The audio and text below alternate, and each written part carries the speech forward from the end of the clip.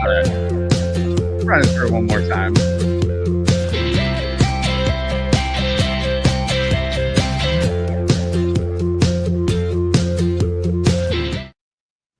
Good afternoon. Welcome to the 330 Sports Show. My name is Justin Coffin. Across from me, he needs no introduction, but I'm going to give him a little introduction here. The 8th head coach in the history of Youngstown State University football, but head coach Doug Phillips. And we are going to go through your list of bio, which is quite impressive. But might take up the whole show. But we appreciate you taking your time and coming down. And you know, I know it's not the off season, but this is probably like the build up into the calm before the storm. Exactly. So, how you feeling right now on July 15th? Great. I really like this team of 2025 and, you know, the leadership. We had a workout this morning and, you know, this is the time where, you know, you want to make it a little hard. Mm-hmm. It's easy to lead when things are rainbows and flowers. Sure. So, you know, we have a grit shuttle we do. And, you know, when it gets to the end of that grit shuttle, you start seeing them come apart a little bit. But I'd rather learn about that in July than wait till week 5 against South Dakota State. Oh, yeah. Well, a lot of times, you know, they say like, you know, players are made in the off season, teams are built during the season. It's so true. Yeah, it's true. I mean, you have to test them. You have to push them to their limits. And I think that's where the team grows stronger. And that's where I've seen this team and, you know, the player led, you know, they've had their own player led practices the previous 2 weeks. And, you know, that's something that I don't know. I feel like going into year 6, we're ready for that because the kids have been in the program long enough. They know how to lead. So I've been pleased to see that. That's a testament to leadership because, you know, you always hear that too, like great teams, the players want to lead, you know, the coaches set the tone and then the players lead by example, whether it's the older guys trickling down, but that's a testament to you guys. So you mentioned it, you know, you're in 2025 now, you're brought in. I want you to talk about, before we kind of get into your bio and stuff, the absolute craziness that you were hired into. Yeah. So for anyone that doesn't know, tell them when you were hired and then like what happened. Oh, February 8th. I still remember. And, you know, I think it was less than a month into it was when COVID hit. It was right before spring break. And, you know, it just unraveled everything. It was like, you know, right when you're trying to meet and get to know your players is when we shut down. And you had to do a lot of Zoom, you know, a lot of conversations through text. You know, we didn't see our kids again probably until the summer. Wow. And even in the summer, there's restrictions that you had to do. I still remember having team meetings up in the big gymnasium, 6 feet apart. I mean, it's an echo. I mean, just great. You think about it now and how crazy. And I always said we survived it. You know, we were able to get over that hump where I'm sure there's a lot of coaches that didn't. Sure. Yeah. You know, that were hired right before COVID. No doubt. You know, you either had to figure it out and thrive or you sunk. Exactly. And, you know, I was happy that we did. And, you know, when I interviewed for the job, you know, COVID wasn't a thought.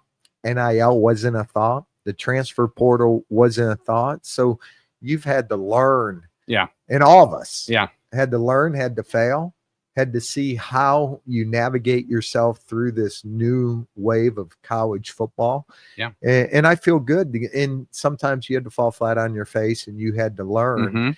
And, you know, I can go back 2 years ago, playoffs, you know, and then we lost 10 starters to the portal. And, you know, I can't always control when these young men decide to leave, but I can control bringing in 20 freshmen a year. And I've learned that you got to constantly bring in 20 freshmen so that if you do lose someone, guess what? You have someone ready to replace them. So again, you know, we don't have all the answers. We're still figuring, but I feel a lot better now than we ever have. So, I mean, we were talking off air a little bit beforehand, but being a head coach of college football now, I mean, there are so many hats you have to wear that, you know, the X's and the O's and the game plan is almost 10 steps down the road before you have to handle even that. You better hire great people. You better hire great coaches. You know, our thing is budgets. Ours is fundraising. I want to give our kids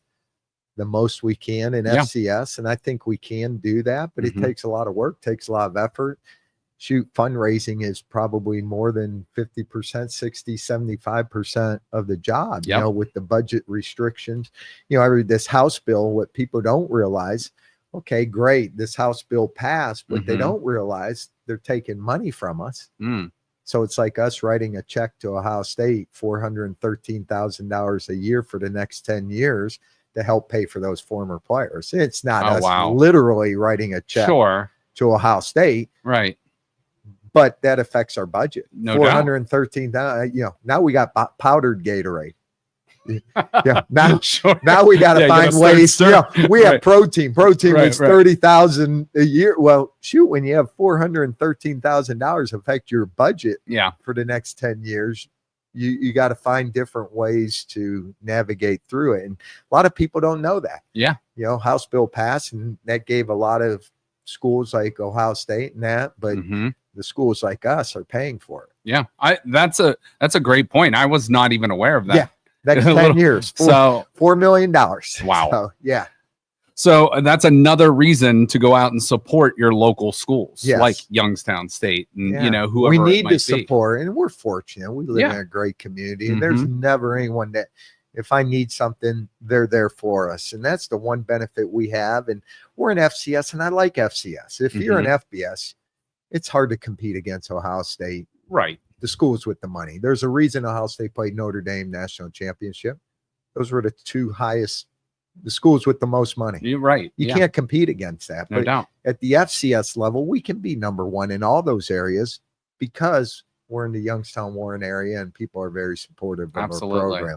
And Northeast Ohio is known for its football. You're right from this community. You're from Springfield, if I'm not mistaken. And I mean, you just rattle off all the names that are from this area that have, you know, gone on to great things in college football and even into the NFL. And what do you think makes this area, Northeast Ohio, Youngstown in particular, a great football town? I think that tradition and history, you know, you always got to go back to history. We had a team meeting today and we talked about grit. It's one of our standards. And really, grit is a mental toughness. It's about overcoming adversity. And I said, you know, more than just football, this represents our community. You know, our community went through good times. They went through hard times. In 1977, when those steel mills closed, guess what? Youngstown had to redefine itself. It took time for them to dig out, you know, from 77 probably until today, finding ways to rejuvenate this city. And you go downtown now and it looks a lot different with hotels and restaurants and people living downtown.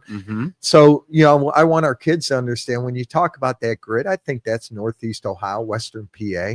Those people have gone through great times, have gone through hard times, but they never quit. They just redefine themselves and succeed and thrive. And that's what we try to teach our young men on the football field. No doubt. And you're one of these examples. You know, whether you're here, you're at Cincinnati or whatever school you've gone on to, you know, you can take a lot of people out of Youngstown, but that part of Youngstown always stays with you, whether you come back or you don't. So it stays with you, and something that you're very proud of. You're proud to say you grew up in this area. I know I am, and you know, I make sure people know. They might not know New Middletown, they might not know Springfield. But if you say you're from the Youngstown area, they know. They do.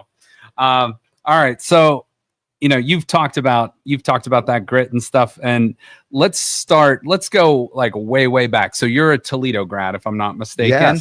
And you started your coaching career up there, Sylvania, Northview, Northview, assistant coach, Toledo, St. Francis. Then you come here in 91 and you're working for a pretty popular, pretty famous head coach. A lot of people know. So tell us about your time with Coach Tressel. And it started, what's funny, I was at a graduation party of my high school head coach, his daughter, and I'm sitting there and this guy's sitting next to me by himself and he starts talking to me and says, "You want to coach football?" I'm like, "Yeah."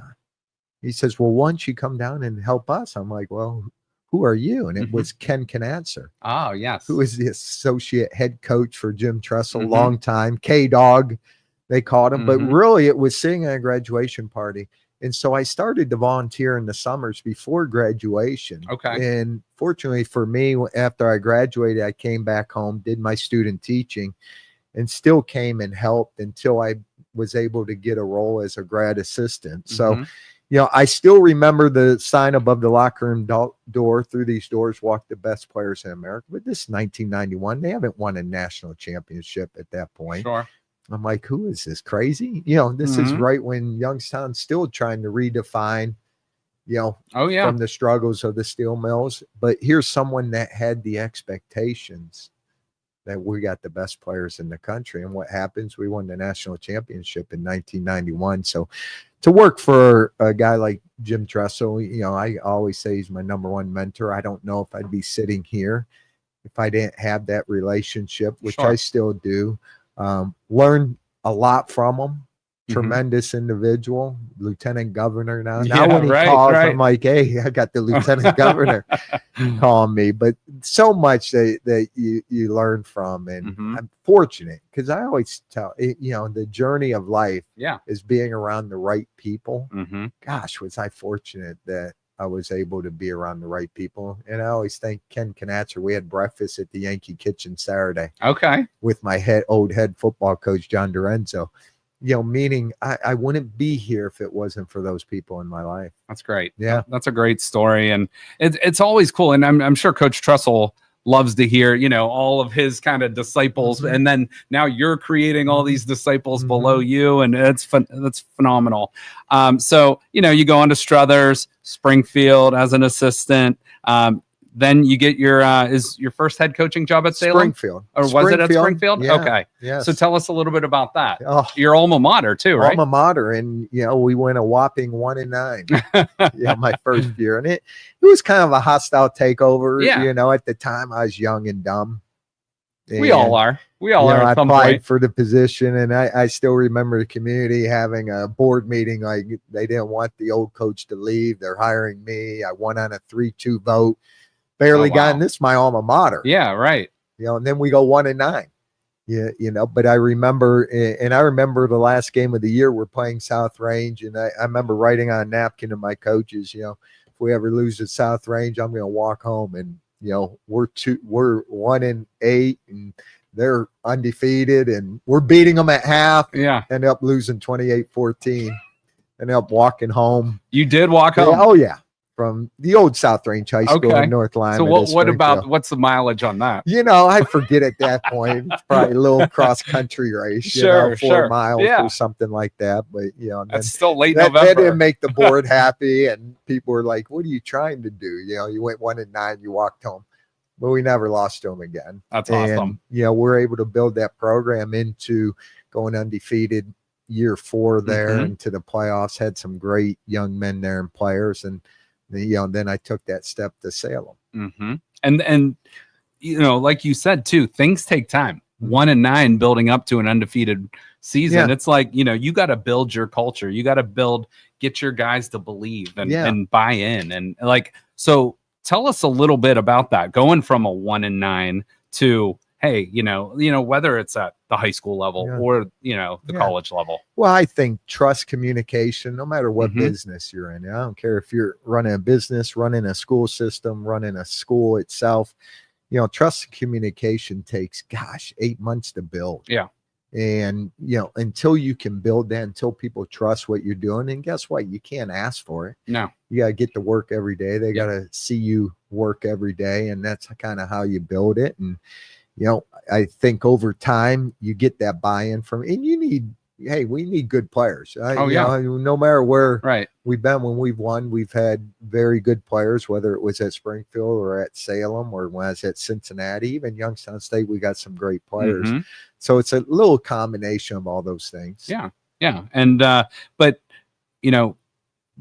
it's not just one component. It's a lot of things that go into that dish, if you will, to make a good meal. So, and we can continue on. You ended up at Ohio State as a quality control coach, playing for the national championship. What was that like? Again, it was an unbelievable ride. I had people push me to, even though Coach Truss, how many people want that quality control job?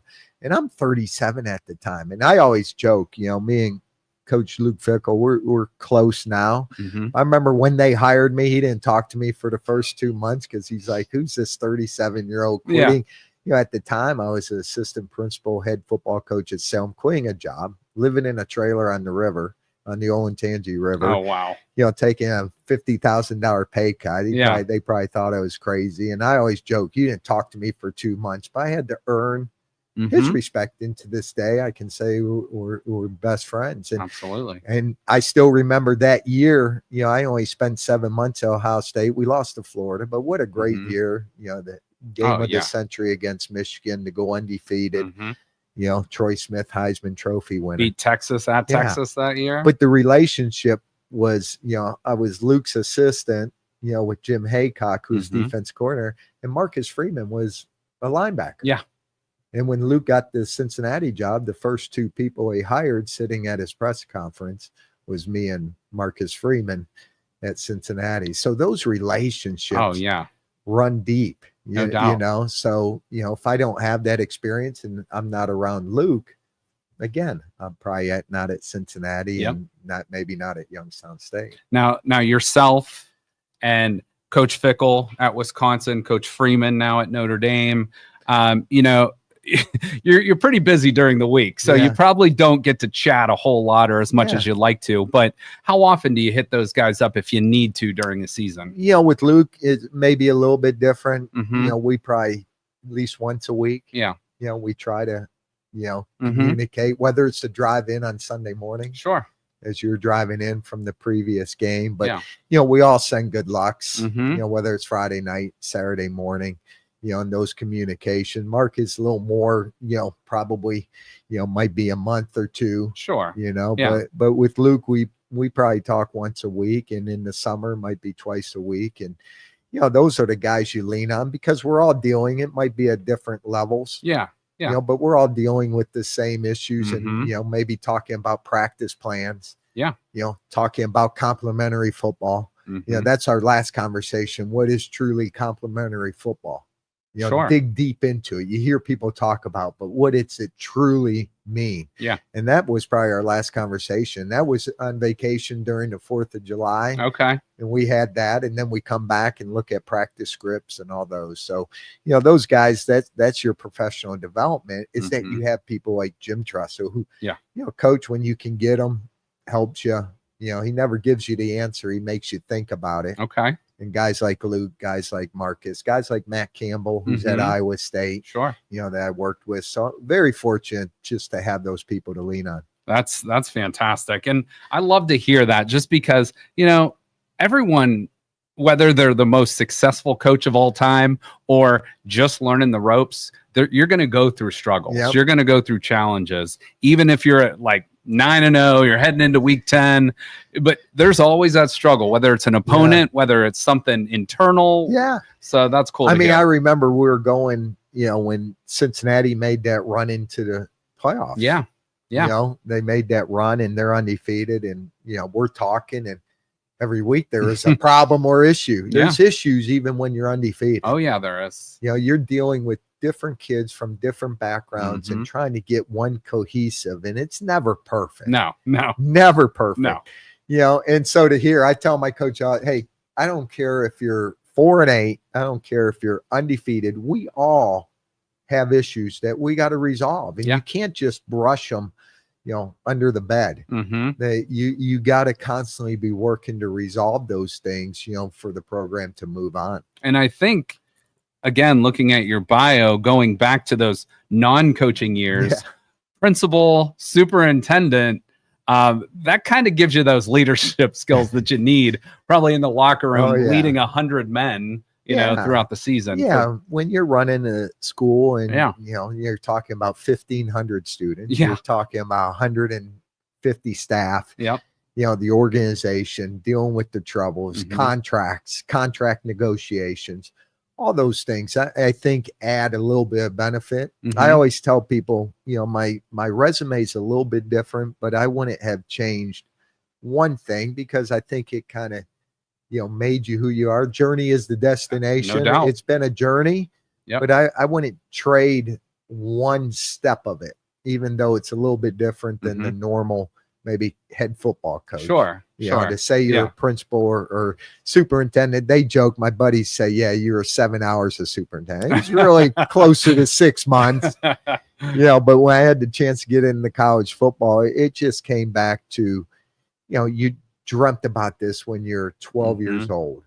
I don't know if I dreamt about being a superintendent when I was 12 years old. Yeah. So to be able to live your dream, that's what took me back in. That's great. But I get to hear, my wife's a principal, high school principal, so I get to still hear her stories. Oh yeah. And she was a former coach as well, so you guys probably could share some good stories. Yeah, that's good professional development with her. If we're eating dinner, it always goes back to coaching or goes back to school. No doubt.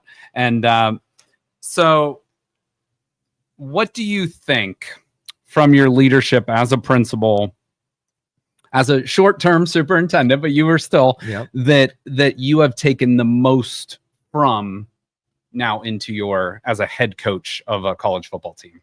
Well, I think it's always going to be problem solving. Okay. You got to find a way, because it's going to change. Yeah. I told you, the ever-changing landscape. Ever change. And sometimes you got to sit. Sometimes you got to fail. Sometimes you're going to fall. I tell our kids all the time, in the game of football, you're going to get knocked down a lot. And it's about getting up. It's about thriving. It's about learning.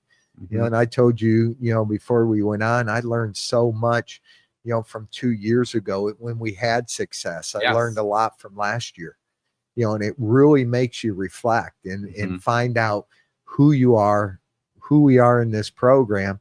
And you have to make decisions at sometimes, and sometimes you got to make tough decisions. Sometimes you got to have those difficult communications. No doubt. Whether it's with players, whether it's with staff, ultimately, because we're doing something that's bigger than us all. Youngstown State football is bigger than any of us. Sure. And we're trying to do something special, and you're trying to find out ways that can get us back on top. And I feel great about the young men that we have in the program. I feel great about our coaching staff and, what we have going each and every day. And I'm excited to get to camp and see what this team can do this year. So remind me, when does camp start? July 27th, they report. And then our first practice is on July 28th. Coming quick. It comes real quick. Yeah. It's 2 weeks from yesterday. Summer just flies by. Wow. It flies by. So, again, we were talking off air, and I was telling you some of these stories I hear of guys jumping from college to the pro rank. They're getting more time off. You guys are constantly grinding year in or month in, month out, day in, day out. What has this ever, you came in and adapted with COVID. You had to figure it out. You were playing in the spring, your first year coaching. Now we got NIL. We have the transfer portal. What has been how have you tried to conquer some of those challenges? Let's start with the portal first, because I'm always curious, because you're going to lose some guys, you're going to get some guys. But do you think overall the portal has been a good thing or a negative thing, or kind of in between for you? I think in between. I don't think it as a negative. People see it as when you lose starters, but we also lose kids that, maybe they got here and they just can't get on the field. Sure. Yeah. So it's a positive thing for them. I saw a young man this weekend at a wedding, and he has a chance to be a starting quarterback at a Division II school. Yeah. Where he said, I don't know if I'll ever be the starter at Youngstown State. So I think it, for those, it works. The hardest thing for us, you said we went through COVID, and then the portal stuff happened. And we're going against programs that are very consistent. Yes. When you look at the Dakotas, I don't care if it's South Dakota State, North Dakota, very consistent programs. That when they came out of the COVID and the transfer portal, there was like a bubble over the state. There's no other schools in the state except them. Sure. They're the biggest. There's no NFL teams. Yeah. They weren't as affected as other teams like us, Illinois State, Southern Ill, that have a lot of colleges surrounding us. Yeah. And, they're able to not get penetrated. Keep their own guys. And, it was a struggle. It was a struggle to be able to compete with them, be able to compete with the players. And, what I've learned is, the portal's here. You got to adjust to it. And there's a better high school athlete available now because some schools, they're sticking to the portal. We signed 25 freshmen this year. Wow. And they're good players. Some had 20 offers after their junior year, but then all of a sudden they get to December. Hey, let's hold off. Let's not sign you to fight. We need to go through and see what's in the portal where we said, no, sign with us. Yeah. So I see a different caliber athlete that we're able to recruit right now than maybe we were able to 3 or 4 years ago. And what I've learned is we got to keep doing that year in, year out. We just had a young man commit today. We've had, just keep recruiting, even if we go over, because you have to prepare to lose some kids. Exactly. So I'd rather go over. Is it 85? Or there's no more limit. No more limits. Okay. They didn't increase our budget. So we still have 63 scholarships. Okay. If I wanted to scholarship 105, that just means we split it up. Break them apart. Yep. Yeah. Right now, we probably have 88 scholarship players. There's no limits in our league. Okay. They could one day. Sure. But a lot of those are split. Like if you're a freshman, rarely are you getting a full athletic scholarship to Youngstown State. We're bargain shoppers. Sure. Yeah. Yeah. No, I understand. Bo Brungard was probably a 0.45 scholarship. Okay. When we got him. To me, he became the number 2 quarterback. He becomes a full scholarship. Sure. So that's kind of how we operate. People always say local, we try to. The ones we want might have a MAC offer. Well, guess what that MAC can give them? They can give them a full. Yeah. They get 85 scholarships. We get 63. You try to keep that relation. Maybe you'll get them on the rebound. Yeah. So again, we bargain shop. We got a left tackle now. He'll be a 3-year starter. Could have went in the portal, made a lot of money, decided to stay. But shoot, he had one offer coming out of high school, and it was us. Again, he was probably a 0.45. Well, he's been a full for the last 3 years. So again, there's a lot of players like that are out there. Yeah. So we kind of play the slow game because we might take commitments now, but we keep some open because in October, November, December, there's a lot of good high school players that we can pick up at that point. No doubt. That's what I've learned through the portal. Yeah. Just keep bringing those young layer after layer after layer. Okay.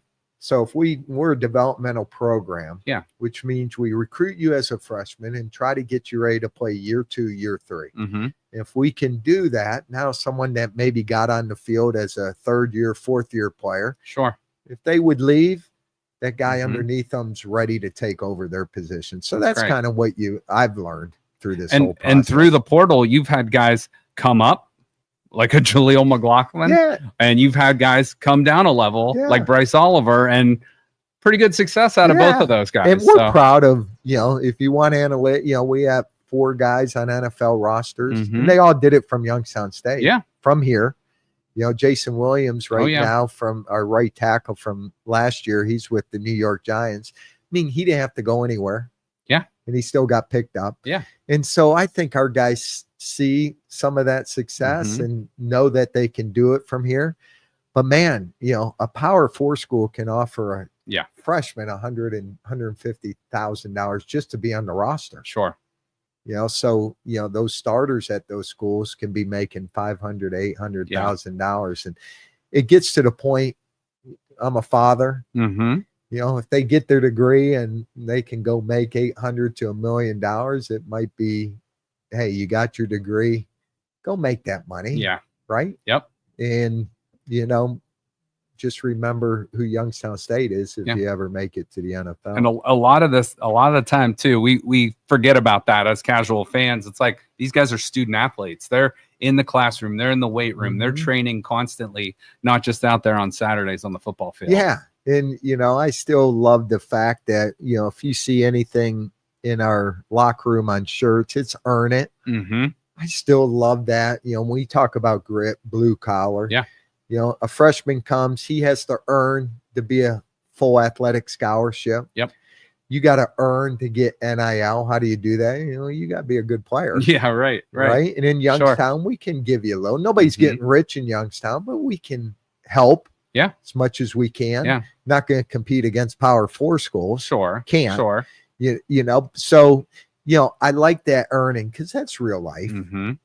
I don't know how I'd feel with those, that you give a lot of money to someone that's never been in the locker room, never been on the field, and handling how that mixes. Yeah.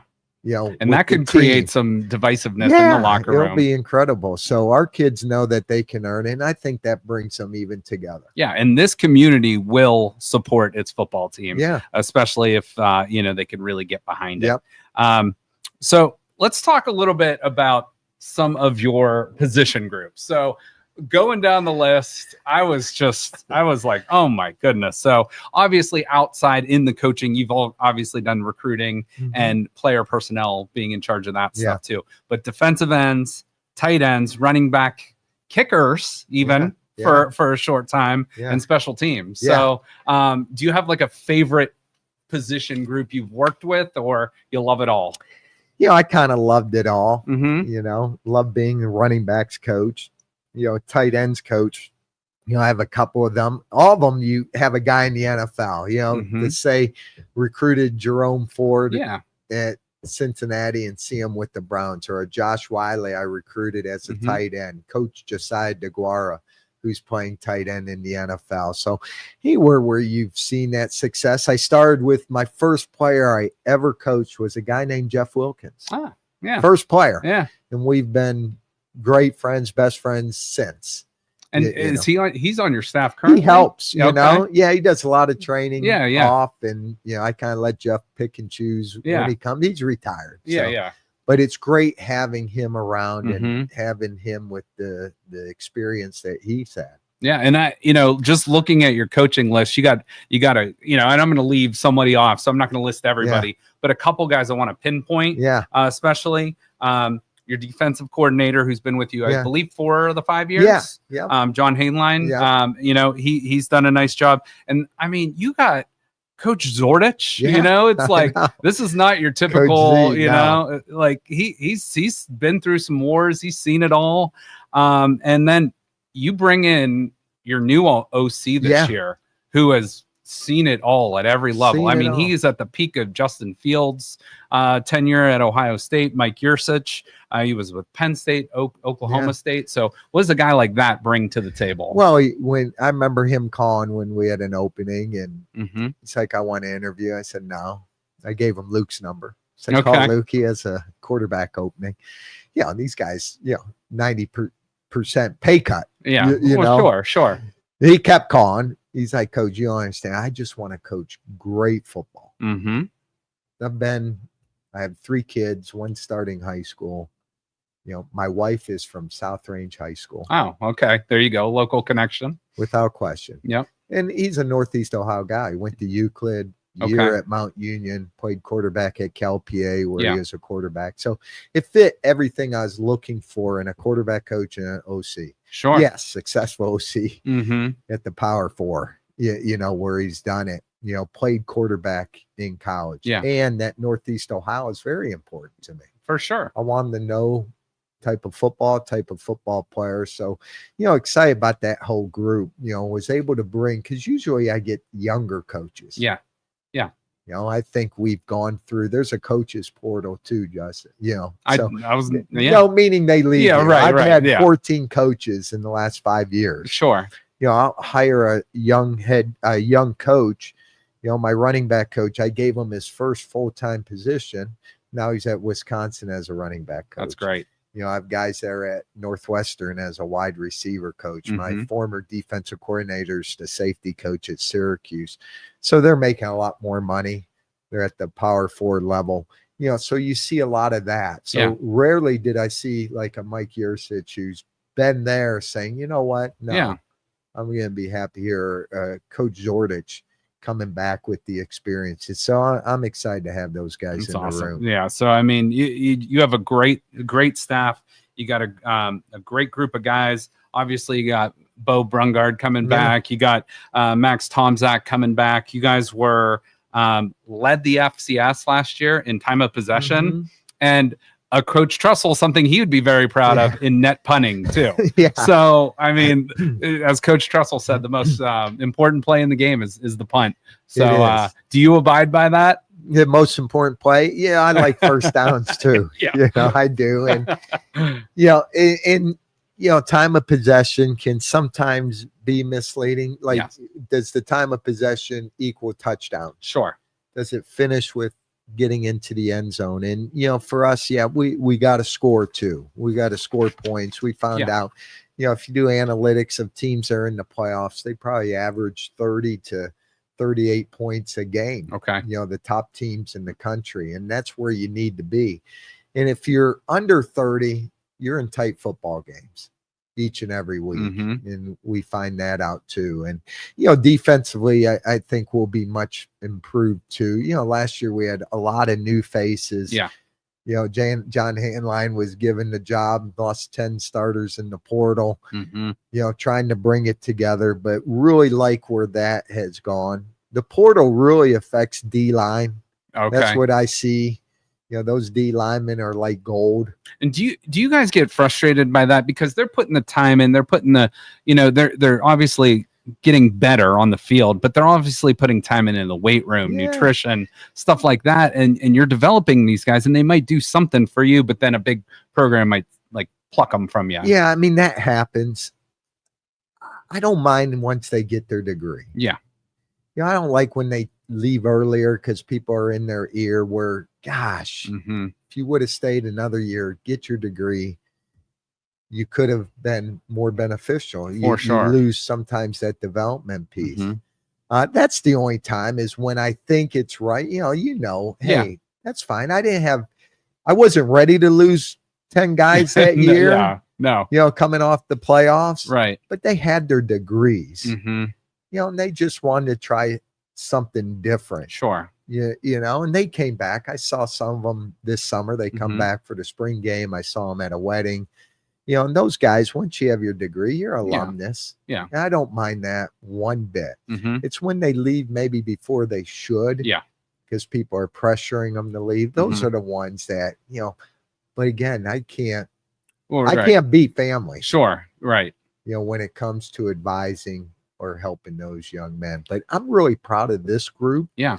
This first time since I've been here, we did not lose a starter in the spring portal window. That's great. That's the first time. And there's kids that would have benefited financially a lot. A guy like Max Tomczak. Sure. Guy like Des Lee, Shane Keenan, guys that could have, Dathan Hickey, guys that could have went in. And I really think they want to prove something. Yeah. That they want to prove something for Youngstown. They want to prove something for Youngstown State. And they really want to go and win a lot of football games. And that, again, goes back to relationships, too.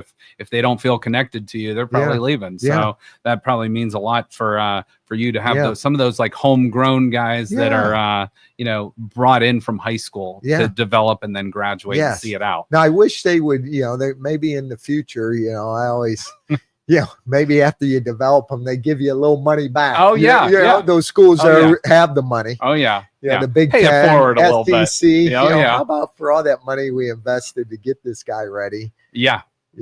So who knows where it's going to go? Exactly. I know there's got to be rules because there's more rules in the NFL. Yeah.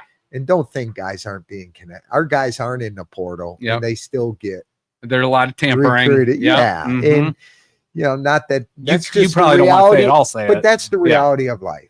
Does it bother me? Yeah. No. Right. Until they make the rules. NFL, you do that stuff. Guess what? They fine you. Yeah, right. It costs you. Sure. But eventually they're going to have to figure all that out. Yeah, they got to level the playing field. There's a lot of, it's just unfortunate the way the system's set up to fail.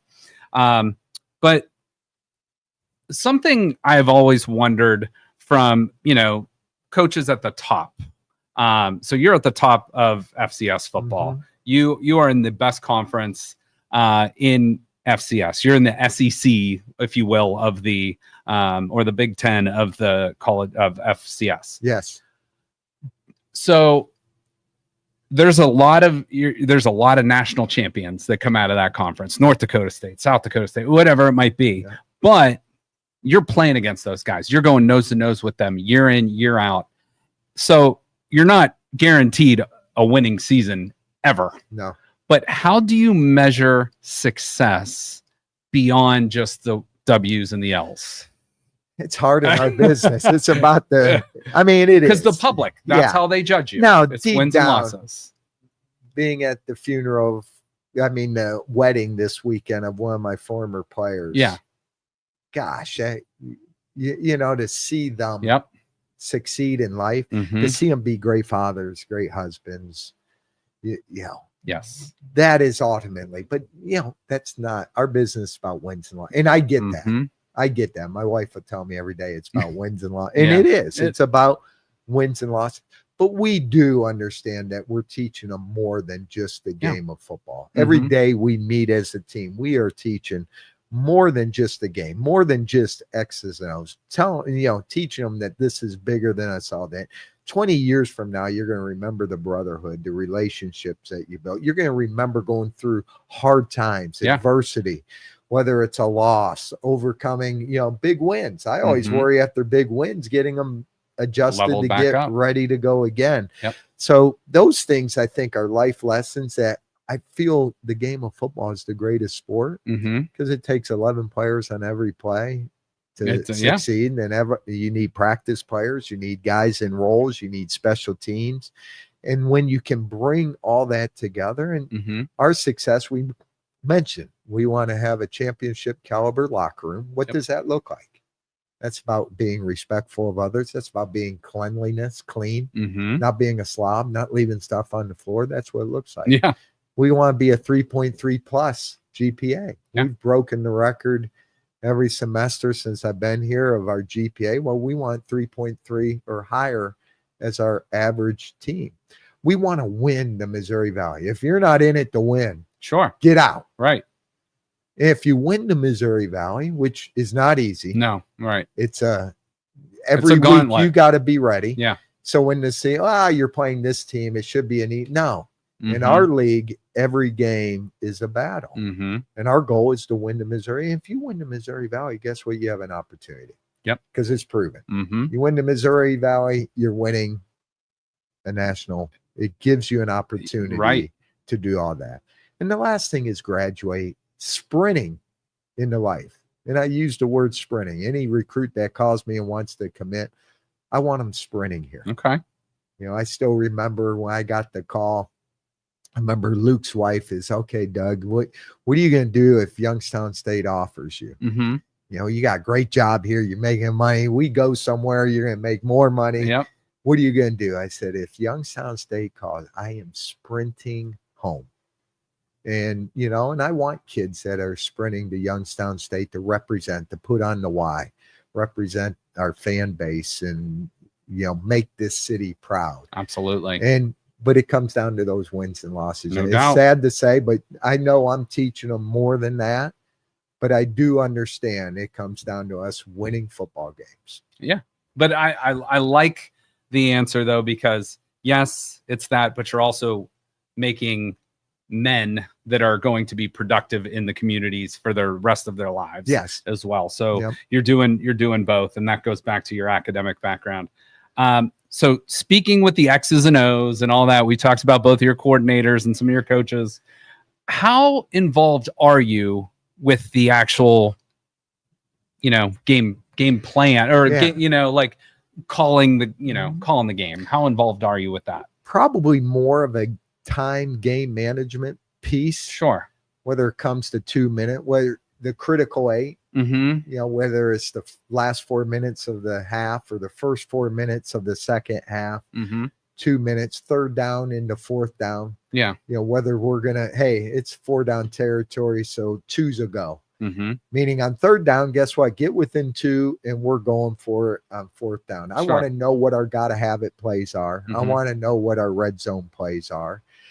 For me, I try to know what our bases are, whether it's special teams, punt, do a lot more hands-on in the special teams, to what our base coverage is, base blitzes, third down packages are on defense, to what we do offensively in the most critical of times. Yeah, we're zone, gap, all those fun things. Sure. But I kind of give the freedom to my coordinators to be able to do those things. And we work well together. I mean, we cover those situations each and every week on a Friday night meeting before the game. If we get into this situation, here's what we're thinking. And we work a lot of that in practice, just having the headphones on. Sure. And putting ourselves in. So the communication on game day is going to be the same as the communication that we have in practice. Practice like you play. Yeah, right? If there's something I see, often, it's a play here or play there, but our guys do such a great job.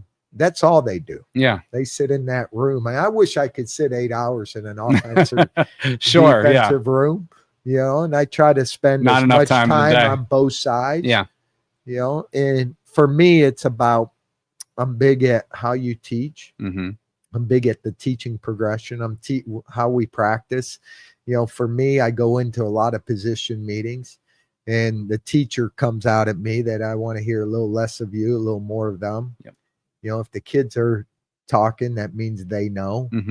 Not just sitting there listening. To that lecture, or they're wanting to learn more. At least, and to bring it out. So a lot of those things is kind of my focal point when it comes in our program. That's great. So this is going to be a tough, loaded question to answer.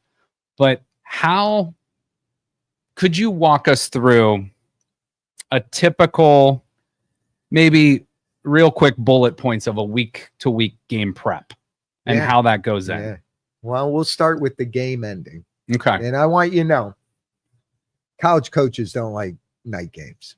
Yeah. Known fact. A lot of waiting Fans love it. Yeah. Not only waiting around, but, if you see Ohio State playing Oregon and the game gets done at 11, 12 o'clock, they're traveling home. You're probably getting home at 7 a.m. in the morning. Yeah. And the preparation don't stop no matter what time you get home.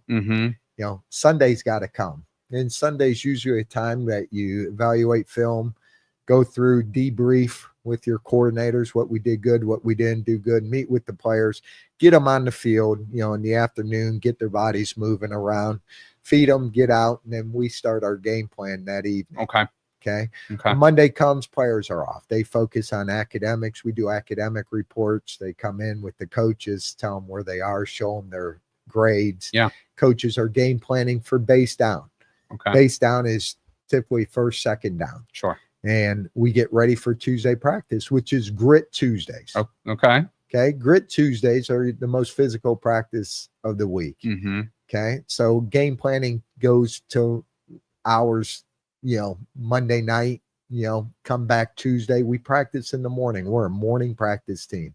So our kids are sitting in their seats in the team room at 7:10 a.m. So you have a base practice. You cover your base downs in that Tuesday practice. You go long. It's a 23, 24, 2.5 hour practice that's full padded. You come back Wednesday. So when practice is done, coaches review the practice. Takes a couple hours. Staff meet, get ready for Wednesday's practice because now we got a game plan for third down and red zone. Kids come back at 6 o'clock. They're watching practice from Tuesday with the coaches. Coaches continue to game plan when they leave on Tuesday night.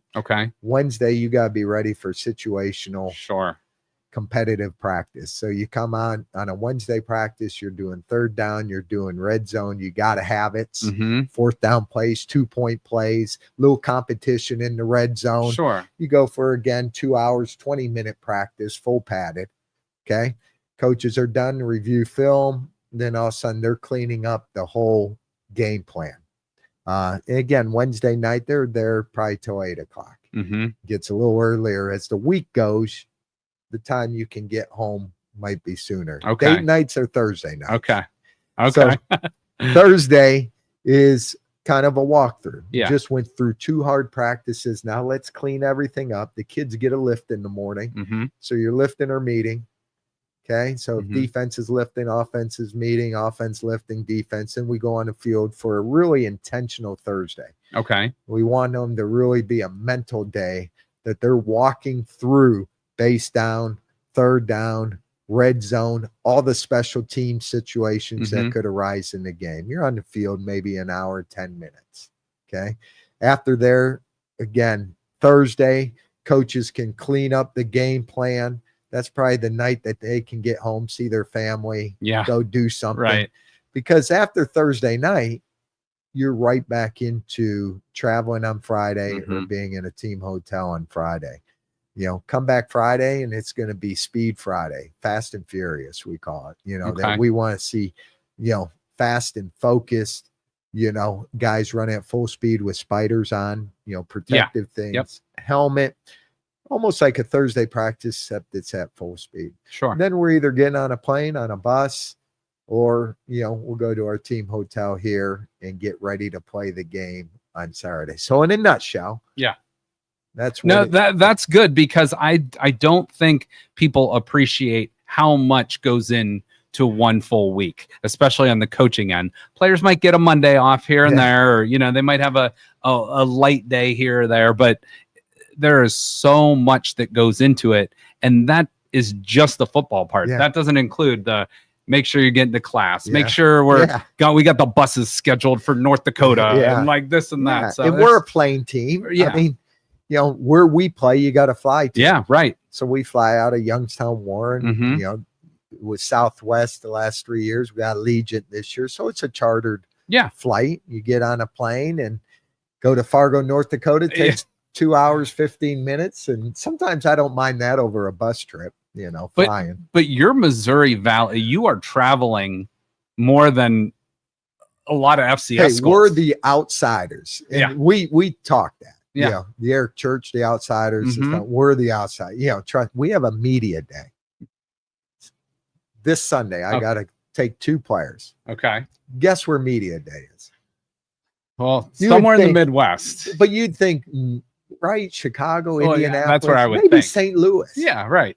Sioux Falls, South Dakota. Sioux Falls, South Dakota. Okay.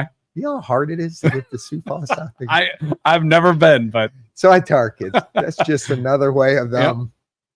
We're 45 minutes from where the birthplace of football. Yeah, right. We're going to, which is fine. That's where but that's just part of it, meaning we're such, I always say you got to have a chip on your shoulder. Nothing's going to come easy. They're going to make everything hard for you, and we got to respond to it. So we're headed to Sioux Falls Sunday. Okay.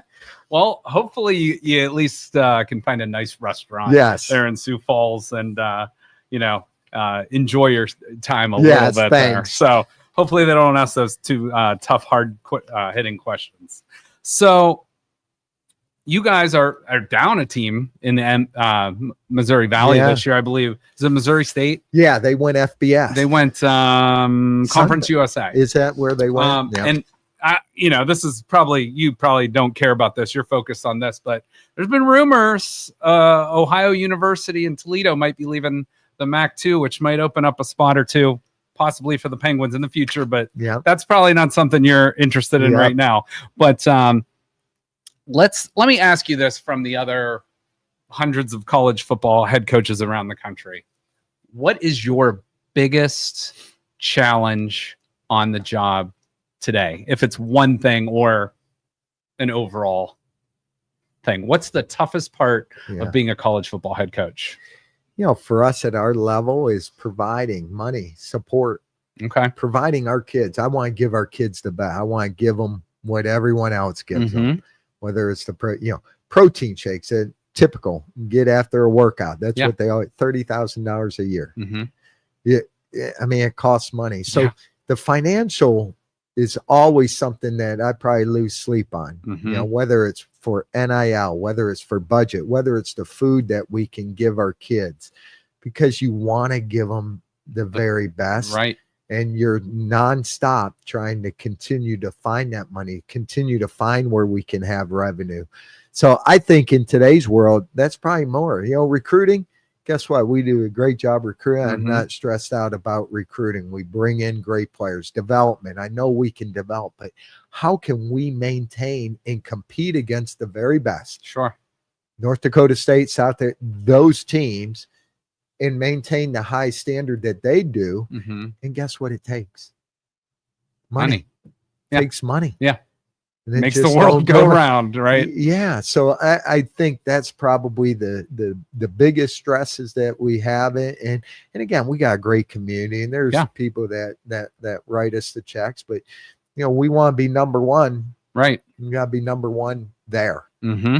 And I feel we can do it in our coaching and we can do it in our development, but we got to continue to have those resources. You see those bras people, Yeah. For training. That's what everyone, that's how you monitor what kids are doing. Exactly. It costs money. Yep. Food to feed 115 players.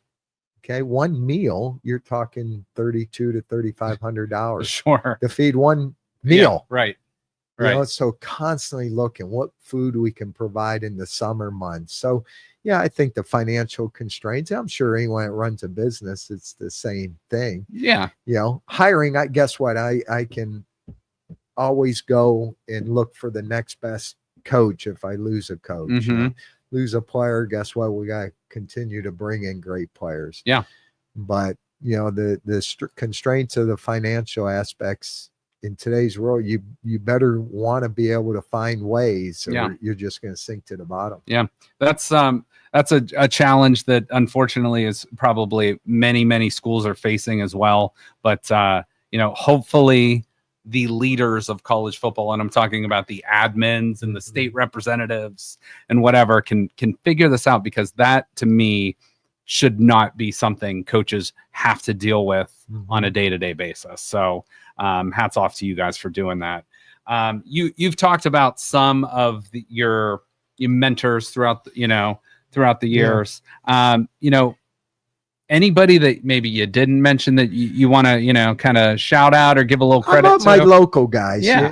Dom Del Torio was my junior high phys ed teacher, high school basketball coach. He's at Springfield, right? Yeah. Lee Klingensmith, who the court's named after at Springfield Local. I mean, still remember him whacking me as a seventh, eighth. Back then you get paddled, right? Oh, yeah. You go in principal's office. Oh, yeah. And I was probably a little tough as a kid. Yeah. And his mentorship when I was seventh, eighth to high school, he's passed now. Okay.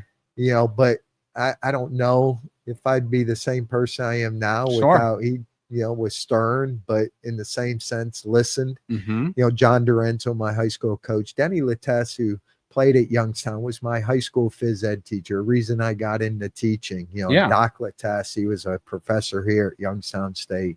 So, there's a lot of those coaches, Dick Cromwell at Toledo St. Fran, Craig Schaefer at Sylvania North, those high school coaches, I think are the first ones that really have a grasp on you. Yeah. And make a huge Coach impact. Conklin at Struthers High School, so again, all the coaches that I have worked for, I've learned something off of. That's great. Take a little bit of knowledge from everybody. Yeah. And Coach Trussell, one thing he said that stuck with me once, I'm like, you always tweet out a lot of quotes and stuff like that. Does. And I said, what's your favorite one? And he said to me, paradise is where you're at. Yeah. Because he's like, if you're always looking for the next thing or whatever, he's like, you got to be happy and you got to get it after it wherever you're at, because that's where you're going to do the best, So that stuck with me. I like that. So what is your favorite part of being a college coach? We talked about the bad part. But, the kid. Yeah. No, I mean, trust me, never will that ever, like, I wake up sprinting. Yeah. Like, I'm excited to get to work. I'm excited to be around the colleagues. I'm excited to be around our players. I mean, it's like Christmas morning. No, I'm blessed. I'm grateful I get to do this. And so none of those would ever take away from that feeling you get. And I think the biggest thing we get as a coach, success is helping others succeed. Yes. So when you see coaches, you see players that succeed, that's what we're there to do. For sure. And that's what gets me excited each and every day, and being able to be around the kids. My door never shuts. I have a thing, and you try to shut my door in my office, I get a little nervous. Okay. And people always want to ask, why don't you? Yeah, I can have a private conversation. Yeah. With my door open, and why I want my door open. If a young man's coming around the corner and sees my door shut, do I ever know that he was there? That's a good point. No, but if I see him, He knows I'm in a conversation. Mm-hmm. He'll turn around. Now I know to get back. So I did that as a principal. I've done that as a head football coach. You'll never see my doing. People want to shut that. Yeah. That's their normal instinct. I will go and reopen it. Oh, yeah. Because I never want to miss an opportunity where someone really, Coach Tressa always told me, if someone's coming in your office, assume they are hurting. They're there for a reason. Sure. Find out why. And take the worst case, that maybe something's not right in their life. So again, that's part of the open door policy. And that's something that I look for. I keep candy in the office too. And people, not for me. I don't eat it. I tend to get more players coming in, and I go through a lot of it during the course of the year, but they'll come and scoop it. That's great. Yeah. Yeah, that's cool. Yeah. And I mean, that's just really, really good advice for all aspects of life, is like just building those relationships. Yeah. That trust is so important. So that's kind of a piece of advice for current or maybe future coaches. But if you could give some guys that maybe right now are playing for you, or, maybe someone that's, going through college and wants to be, whether it's a high school or college or a professional coach one day, what piece of advice would you give to that person? I feel like everybody wants it like so quick now, that there is a process. Yes. There is, I had to volunteer. I had to make zero money. I had to take pay cuts. I had to survive. I joked that I lived in a trailer on the river. I did. I had to make everybody wants things right now. Yes. And sometimes the greater things come from the work that you put in when maybe you're not making money, maybe you're giving of your time. And that's what I try to tell kids, take advantage of the people in your life. I still think who you surround yourself. I mentioned a lot of names here today. I'm not doing what I love to do if those people weren't in my life. For sure. I had a story, as a high school assistant principal, head football coach at Salem, and a principal said, "Hey, there's a young coach I want you to talk to." Okay. I'm busy. He's student teaching. I didn't do that, but I'm like, yes, I'll talk to him. Okay. You know what I mean? Like, sat down with him. Phenomenal. Ended up being Matt Campbell. Head football coach for Iowa State. Okay. Cyclones. That's where our relationship started. Yeah. If I didn't have that talk, Matt Campbell's the one who took me out of being a superintendent and got me back into college football. And it all started with him being a student teacher at Salem High School, and the principal who went to the same high school, and me having a conversation and just listening, and then having him meet with a booster. And years later we worked together. But so take advantage of all those type of opportunities. Sometimes you don't know. Yeah. That graduation party sitting next to Ken Canasser changed my life. Matt Campbell changed my life. So you never know when those opportunities come, but take full advantage. Well, I love to hear that too, because, so many guys, especially like a lot of times you think football guy, tough, but like, just meeting you today, I've known and I've heard good stories about you, throughout the community, but, just meeting you in person, you're a very approachable person. And I think that goes a long way in coaching, because a lot of these guys, whether they're coming from good families or families that may be a tough situation, they look at you as probably a father figure. Some do. It matters. Each kid needs something different. Each kid has a different, and we talked about that this morning. Got a lot of kids from different backgrounds, different things that you're dealing with. And it's never going to be easy, because there's always one that might be going through some tough times. And, you probably spend a lot of your time doing it, but that's why we're there. No doubt. You can't not, you got it. That's what you're there for. Right. Yeah. Your job title is head coach, but you wear a lot of different hats. Fundraiser, so I love it though. So. All right, let's just, because I wanted to keep you about an hour. I didn't want to keep you more, because I know this time of year is very, very important. I'm going to ask you a couple random questions. So, toughest place to play in your conference, obviously outside of Youngstown State. Toughest place to play, probably Fargo Dome. We started there. February 22nd. Could you imagine COVID, like your first game one, and I'm like, we don't look like they do. I remember them coming out. I'm like, we played them pretty tough that day, and probably tough because those people are trained. Mm-hmm. You know, when the offense is on the field, I think they give them free beer if the decibel hits a certain. Okay. So it's quiet. Like seriously, when their offense is on the field, I could talk across the field to the guy row 5 up.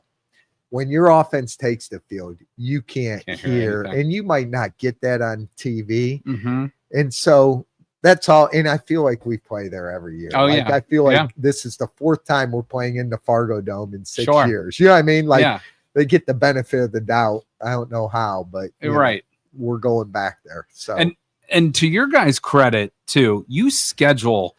You know, I don't want to downgrade any other opponents, so I'm not going to say any other opponents, but like, you know, you might play some schools in Division 2 or something below you guys, but you also play up. Yeah, you never played, Division 2. Or I'm sorry, FCS. Yeah, smaller FCS schools. My apologies, but but you're always playing up. So you're playing the Pitts. You're playing Michigan State this year. You're playing Iowa, I think, in the future. You played at Ohio State. You took a 7-0 lead against the Buckeyes. I know. Like how awesome was that? So I should have done Lee Corso go take a picture.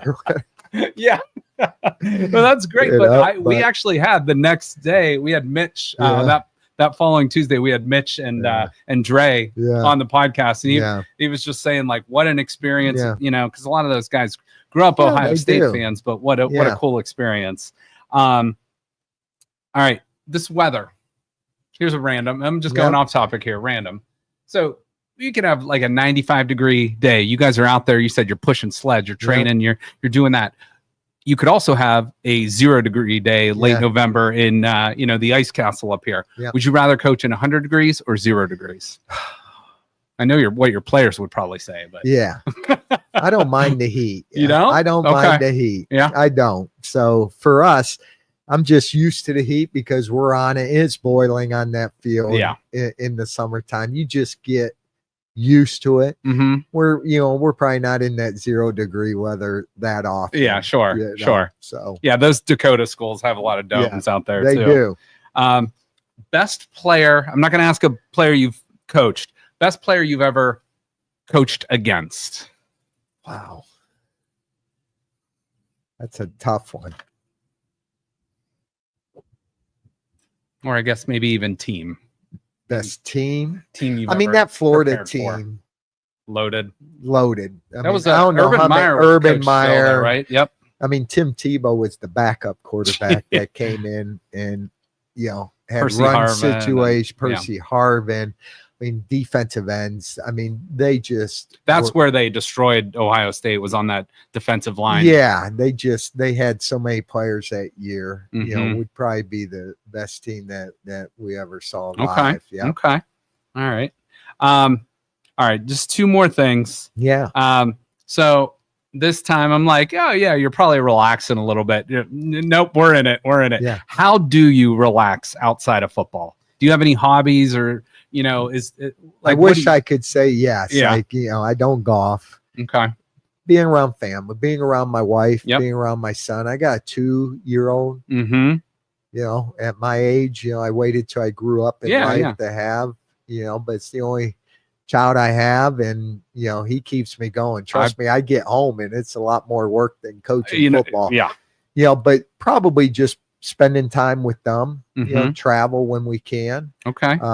We get out on the lake. We don't golf. So, we get out to Berlin. Yeah. And so when we get time to get out on the boat and be around my son and my wife is probably my relaxing time. Yeah. And your wife's lived the coaching life. She knows how that goes. Yes. So, but I also have a 2-year-old son. So I know the job never stops. No. Sometimes it gets harder when you get home, but he's learning from you and he's getting great things. So that's great. All right. Final thing. And this is kind of a pitch to Youngstown State fans, the casual football fans in this city who might be whatever team there. It might be Browns fans on Sunday. It might be Steeler fans on Sunday. But what do you want the message to them to be for this 2025 Youngstown State Penguins team?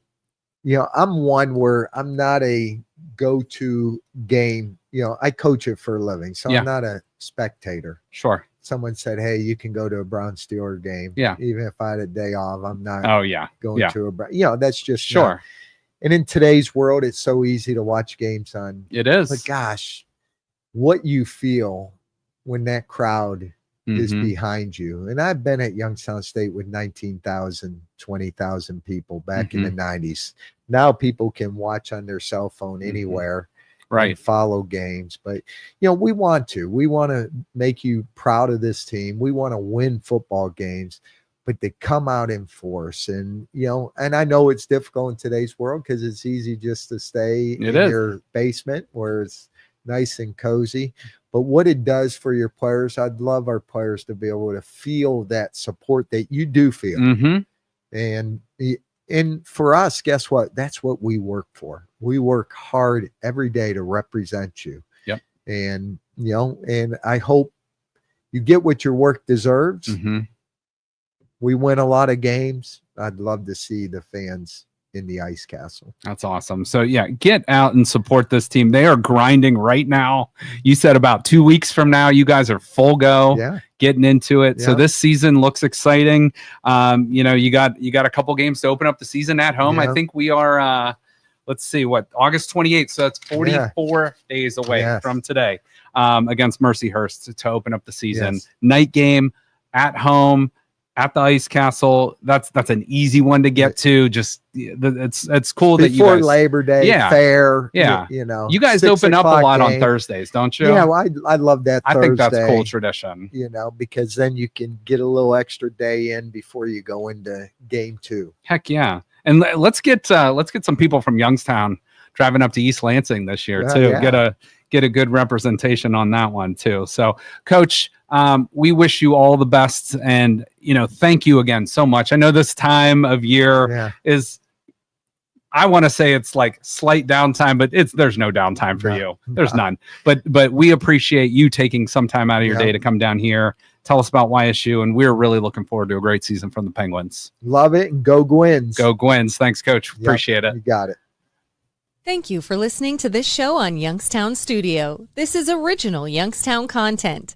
Feel free to share our videos and tell your friends about us. Don't forget to subscribe